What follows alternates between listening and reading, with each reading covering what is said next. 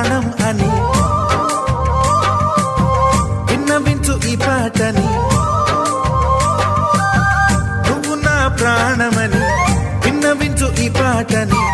ఎక్కడో దూరానున్నా చుక్కలే విన్నా గాని కదిలించలేదా కాస్త కూడా నీ మనసుని. పరదాలు దాటి ఒక్కసారి పలకరించవేమి. అందరినీ ఇలా వెంటపడి అడగాల సరదాగా నువ్వే ఎదురైతే సరిపోదా. నిద్రపోతున్న రాత్రి నడిగా గుటికి చేరిన గువ్వల నడిగా